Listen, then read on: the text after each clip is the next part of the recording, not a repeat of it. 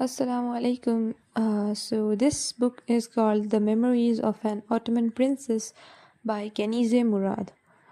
So we'll be reading this book, and it is one of the best-selling books in many countries and has been translated to many languages. It was originally written in French, but it has been translated to English, and it has been translated into more than 20 languages.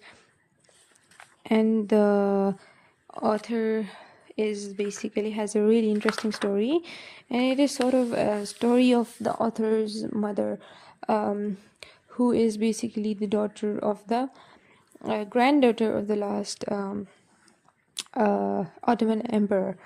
So I'll be reading a few there's a little bit of information about the book and the author herself uh, before I start the story. So, Memories of an Ottoman Princess, Jilapat de la Princesse Morte, has been an immediate bestseller in every country where it has already appeared. A work of epic promotions, it is also a love letter from a daughter, the author, to the mother she never knew. This authentic story begins in 1918 at the court of the last Sultan of the Ottoman Empire. Selma, the beautiful granddaughter of Sultan Murad V, is only 10 when the empire crumbles. The Sultanate is dissolved and the royal family exiled. Selma, who has lost a country and a father at the same time, grows to womanhood in Beirut, Lebanon. Following tradition and in view of the deteriorating family financial situation, Selma agrees to an arranged marriage to a wealthy Indian Raja whom she has never met. In India, under British colonial rule, she will live in royal splendor and will witness the last days of the British Empire and the struggle for independence. But in India, just as it was in Lebanon, she is always considered a foreigner. She flees India for Paris, ostensibly to give birth to the Raja's heir, but actually to seek freedom. But the Second World War breaks out, and Selma, destitute and terrified, finds herself stranded in German occupied Paris. There, she gives birth to a daughter, and a few months later dies tragically at the age of 29. Kenize Murad, the author, is the daughter. She spent 4 years researching and writing this work, retracing her mother's footsteps from the splendor of the palaces in Istanbul to Beirut, India, and thence to Paris. She interviewed hundreds of people, consulted countless archives and records, and then wrote this extraordinary book. Kenize Murad was born in Paris in 1939. She studied psychology and sociology at the University of Sorbonne in Paris. From 1970 to 1982, she worked as a journalist and feature writer for a French magazine specializing in the East and the Middle East. War correspondent in Bangladesh, Ethiopia, and Lebanon, where she spent 3 months during the siege of Beirut in 1982. She also covered the Iranian Revolution for more than a year. In 1983, she interrupted her journalistic career to carry out research in Turkey, Lebanon, and India, and to collect all the necessary documents to write a book. De la Paz de la Princesa Morte, the book has been an international bestseller and has been translated into more than 20 languages. This is a work of fiction. It is based on the life of a real-life Princess Selma, the granddaughter of the last Ottoman emperor and daughter of Sultana Hatice. Many of the events and figures in the book are drawn from historical research, but they have been fictionalized for the purposes of the novel. Memories of an Ottoman Princess by Kenize Murad, translated from French by Sabine Destri and Anna Williams. To the children of Badalpur. Preface. The story I am about to tell begins in January 1918 in Istanbul, capital of the Ottoman Empire, which for centuries has been a threat to Christianity. The Western states had finally crushed its power and were fighting the spoils of the old empire, known for a long time as the sick man of Europe. Over a period of 42 years, three men, all brothers, had come to the throne. First, Sultan Murad, who was deposed and held in captivity by his brother Abdul Hamid, who eventually was himself overthrown by the young Turk Revolution and replaced by Rashad. Sultan Rashad was to be no more than a constitutional monarch. The real power lay in the hands of the triumvirate which led the country into World War I on the side of Germany. Part 1, Turkey. Chapter 1. Uncle Hamid is dead. Uncle Hamid is dead. In the white marble entrance hall of Ortaköy Palace, lighted by crystal chandeliers, a little girl was running. She wanted to be the first to tell her mother the good news. In her haste, she almost knocked over two elderly ladies whose aigrettes and jeweled headbands marked them as persons of wealth and rank. "What an impertinence!" fumed one of them. "What do you expect?" her companion chimed in. "The Sultana spoils her to death. She is her only daughter, a delightful child, of course, but I'm afraid she is going to be a handful for the man she marries. It is the time she learned how to behave. A girl of 7 is not a child any longer, especially when she is a princess." Far from worrying about the disapproval of her hypothetical husband, the little girl ran on. She was out of breath by the time she reached the massive double doors of the haremlik. Haremlik is a Turkish harem, might be occupied by several wives and concubines, or by one wife only and her maidservants, as was often the case during the 19th and early 20th centuries. To avoid confusion, the one-wife harem is here referred to by its Turkish name, haremlik. She was out of breath by the time she reached the massive double doors of the haremlik, the women's apartments, which were guarded by two Sudanese eunuchs in scarlet fezzes. There had been few visitors today, so they had sat down and were chatting. As they saw the little Sultana, they jumped up and half opened one of the great bronze doors and bowed with particular deference for fear she might report their indolence. But the child was too preoccupied even to glance at them. She hurried in and paused briefly in front of a Venetian mirror to check her light auburn curls and make sure her blue silk gown was tidy. Then she pushed aside a brocade curtain and entered the small boudoir to which her mother customarily retired after her late afternoon bath. Unlike the dank palace corridors, the room was pleasantly warm, thanks to a silver brazier tended by two female slaves. Reclining on a divan, the Sultana was watching her grand coffee mistress ceremoniously filling a cup on an emerald-encrusted salver. The little girl paused, momentarily overcome with pride at the sight of her mother in her long kaftan. In the outside world, Sultana Hatice complied with the European fashion which had been introduced into Istanbul in the late 19th century, but in private she insisted on dressing a la turque, no corsets, leg of mutton sleeves, or hobble skirts for her, not at home. There she gladly wore the traditional robes that enabled her to breathe freely and recline in comfort on the soft, yielding sofas that abounded in Ortaköy's reception rooms. "Come here, Sultana Selma." At the Ottoman court, familiarity was frowned on, and parents addressed children by their titles to instill in them, as early as possible, an awareness of rank and responsibility. While the maidservants were performing a graceful temena, a profound obeisance in which the right hand touched the hard lips and brow in turn, Selma quickly kissed her mother's perfumed fingers and put them to her forehead as a mark of respect. Then, too excited to contain herself any longer, she cried out, "Annejim!" That means mother. "Annejim, Uncle Hamid is dead." The little girl thought she detected a spark of triumph in her mother's grey-green eyes, but the voice that promptly reprimanded her was cold as ice. "You mean His Majesty Sultan Abdul Hamid, I presume?" He was a great monarch. May Allah welcome him to paradise. Where did you hear the sad news?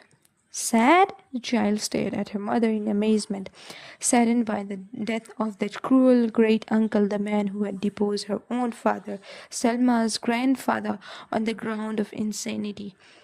Her wet nurse had often told her the story of Murad V, a likable and liberal-minded prince whose accession had been greeted with universal rejoicing because the people had expected him to introduce far-reaching reforms. But Murad V reigned for only 3 months. His naturally nervous disposition had been so affected by the palace intrigues and assassinations that had accompanied his rise to power that he lapsed into a state of extreme melancholia. The distinguished Austrian specialist Dr. Lidersdorf assured the court that a few weeks' rest would restore His Majesty to health, but his advice went unheeded. Murad was deposed and, together with his entire family, confined to Cheragan Palace. For 28 years, Sultan Murad had lived at Cheragan, constantly spied on by servants in the pay of his brother Abdul Hamid, who feared a conspiracy to put him back on the throne. Only 36, when he entered captivity, he did not leave it until the day of he died. Every time Sultana thought of her poor grandfather, she felt like emulating Charlotte Corday, the heroic assassin whom Mademoiselle Rose, her French governess, admired so much. And now, today, the tyrant had died peacefully in his bed. It was impossible that An-Najm, that means mother, felt sad. She, who after 25 years of being sequestered in Cheragan, had regained her freedom only by accepting the frightful husband imposed on her by the Sultan Abdul Hamid. Why was she lying? This blasphemous thought jolted Salma out of her reverie. How could she for a moment have imagined that a mother as perfect as hers would stoop to a lie? Lies were to be expected from slaves afraid of punishment, but not from a sultana. Upset, she finally managed. I was walking through the garden and I heard the aghas talking about it. Just then, a rather portly eunuch appeared in the doorway wearing the white gloves and the traditional black tunic with mandarin collar. Having bent almost double in three successive temanas, he straightened up, decorously folded his hands on his paunch. Most respected Sultana, he began in a falsetto, but Hadija cut him short. I already know, she said. Sultana Salma has been more diligent than you. Go at once and tell my sisters, the princesses Fahime and Fatima, and my nephews, the princes Nihad and Fuad, that I shall expect them here this evening without fail. Sultana Hatice, who was 48, was the eldest of Murad V's children. Since the death of her older brother, Prince Salahuddin, she was also, because of her intelligence and willpower, the undisputed head of the family. The seeds of her inflexible personality had been sown on that terrible day 42 years ago, when she thought the gates of Cheragan Palace had closed on her forever. The little girl nicknamed Yildirim or Lightning because she so delighted in tearing around the gardens of Kurbalidr, her father's palace, or sailing the Bosphorus in a psyche with the wind buffeting her cheeks. The girl whose dreams were all of freedom and heroism had found herself a prisoner at the age of 6. Hatice had wept and hammered on the bronze gates until her knuckles were raw, but in vain. Then she fell ill, so ill that everyone feared for her life. A doctor was summoned urgently, but Abdul Hamid kept him waiting for 3 full days for permission to enter Cheragan. He had applied leeches to Hatice's body and made her drink a potion of bitter herbs, whatever it was that saved the little prisoner. The physicians learned medications, or the 2 old kalfas, or that is the ladies in service of a palace, who told their amber beads and recited the 99 attributes of Allah night and day. She had recovered consciousness a week later. The first thing she saw when she opened her eyes was her father's gentle, handsome face. But why did he look so sad?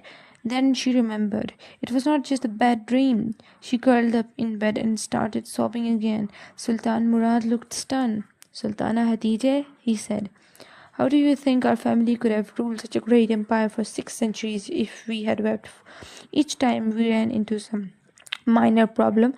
You are a proud little creature. Let your pride teach you dignity.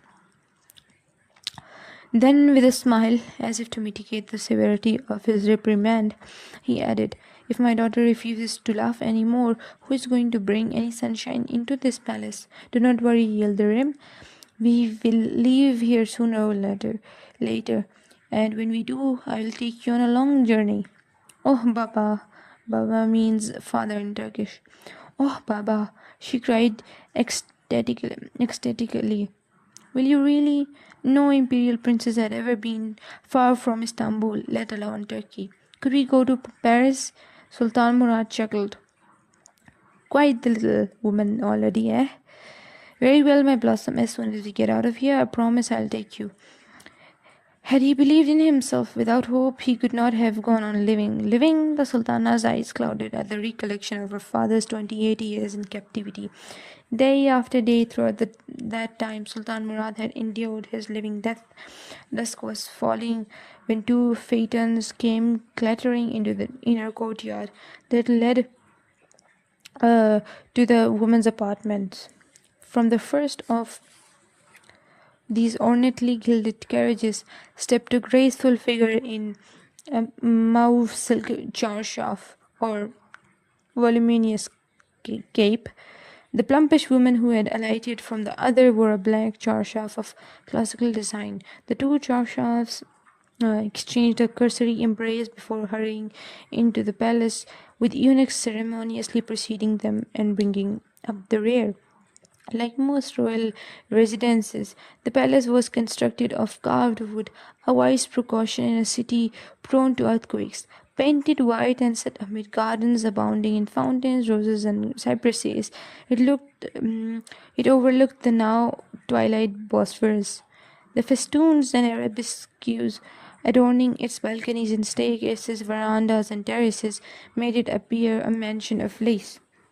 Sultana Hatice's chief secretary was awaiting the visitors at the foot of the double staircase leading to the first floor rooms. Dressed in a high-buttoned satin gown, she wore the traditional muslin toque. No respectable woman went bareheaded even in her own home, and carried her symbol of office, a long cane with a gold knob. She had scarcely bowed to the sultanas before together they folded her in a warm embrace. In noble houses, elder kalfas of her seniority were treated almost like members of the family, although they would never have violated protocol of which they were fiercely protected. They regarded the esteem lavished on them by their royal mistresses as a well-deserved tribute to their devotion. The old Kalfans looked on, tremulous with joy, as the sultanas divested themselves of their bulky capes with the help of two slave women. Allah be praised, she exclaimed. My lioness grow lovelier each day. She bent an approving gaze on the ivory taffeta that set off gentle Fatma's superb dark eyes, then turned her attention to Fahime, her ebullient sister, whose slender figure was enhanced by a gown sprinkled with butterfly bows, a creation straight from Elder Muller, the finest couturier in Vienna. Paris, alas, had ceased to be a source of modish marvels ever since Turkey had made the mistake of declaring war on France in August 1914. The sisters linked arms, laughing, and had just started to climb the stairs when they were almost knocked over by a little blue hurricane who hurled herself at them and smothered their hands with kisses. Dijijim, that is, darling, that is a term used addressing children in Turkish.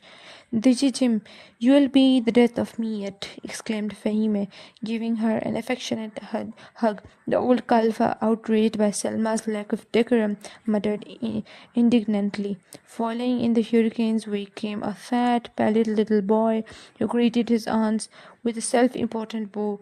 It was Hayri, Selma's brother, who 2 years older than his sister, but her devoted slave Hayri constantly disapproved of Selma for her um, mischievous behavior, but never dared to oppose her. Sultana Hatija appeared at the top of the stairs, taller than either of her sisters. She carried herself with sinuous, majestic grace. Even the most rebellious members of the family bowed to her authority, and when they spoke of the Sultana, it was her they meant, even though the title was given to all three of Sultan Murad's daughters. Fatma stopped short and gazed up at her elder sister with undisguised admiration. Fahime, who by conventional standards was the prettiest, was clearly irritated and hastened to break the spell.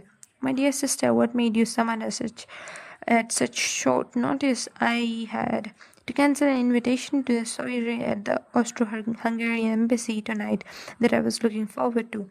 Why? Because our uncle Abdul Hamid is dead. Khadija's tone was more portentous because she had not quite yet decided what attitude to take. Fahima raised her eyebrows. And why should that tyrant's death ruin my evening? Bravo, aunt, well said. The booming voice made them jump. The corpulent man in his 30s had just materialized behind them. Prince Nihad, eldest son of Prince Salahuddin, was accompanied by his younger brother Prince Osman Fuad, handsomely attired in the general's uniform he never took off.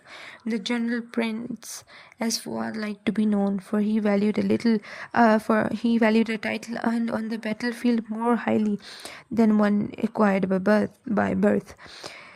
Had been badly wounded on the Eastern Front some months earlier. Now he was spending an enjoyable convalescence in Istanbul and brazenly making the most of his heroic reputation with the ladies.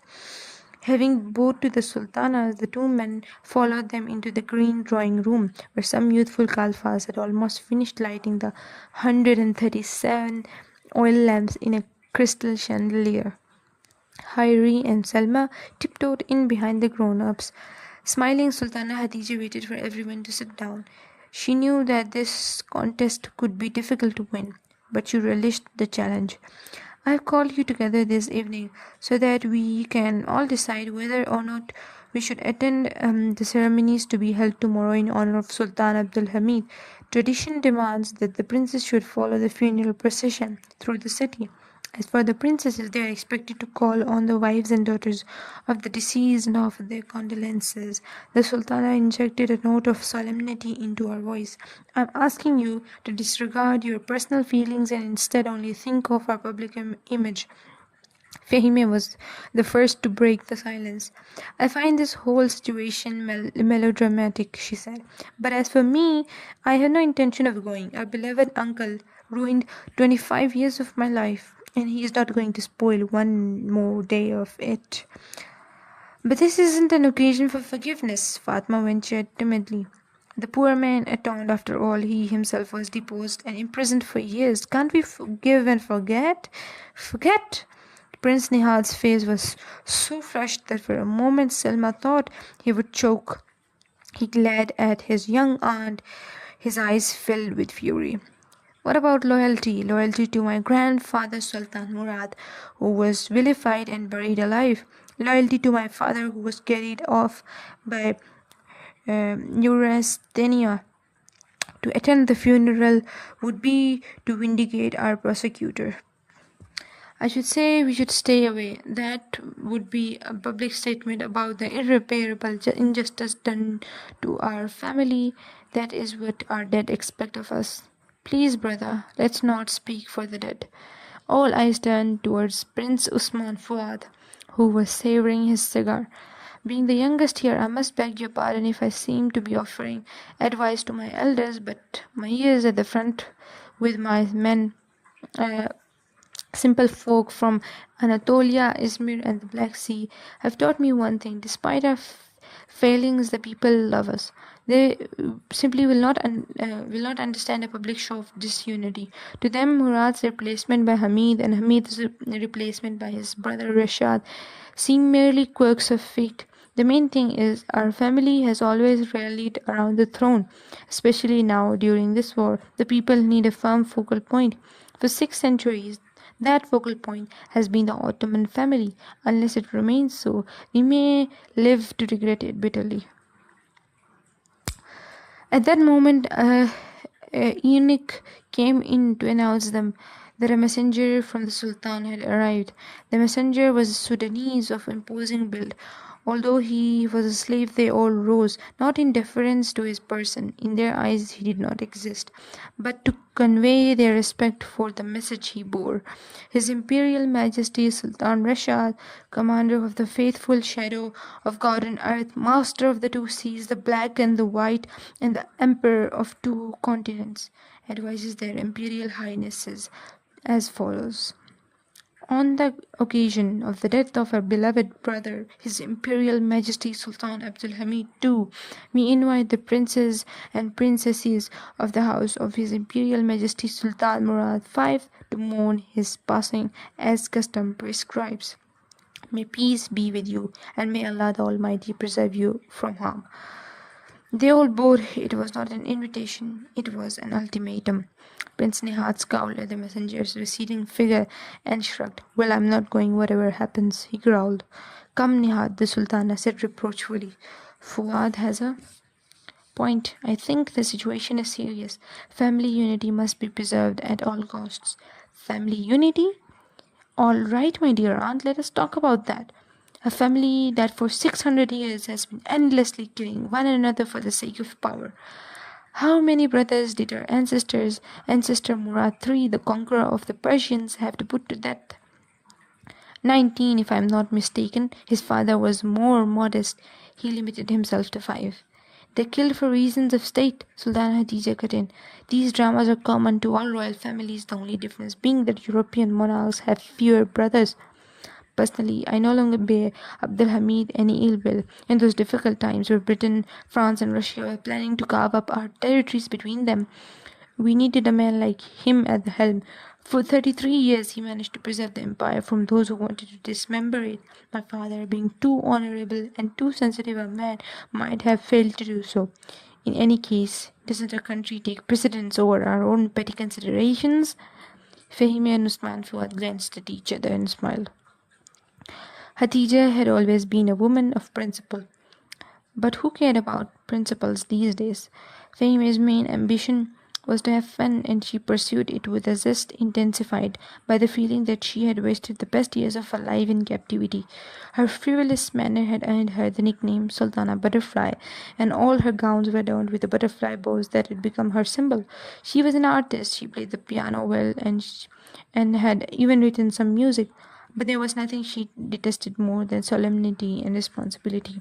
Her nephew, Prince Usman Fuad, resembled her. He had the same lust for life, but a keener sense of reality. Very conscious of his own interests, Fuad knew how to give an inch in order to steal a mile, and he relied on his charm to extricate him from awkward situations. At this point, he could not refrain from teasing his aunt Hatice. If I understand you correctly, Effendemis, that is, your grace, not only should we attend the funeral, but even shed a few tears for good measure. Simply be there, Sultana Hatice told him. But remember this, Fuad, and you too, Nihat, if either of you succeeds to the throne, model yourselves on Sultan Abdul Hamid and not on your grandfather Sultan Murad.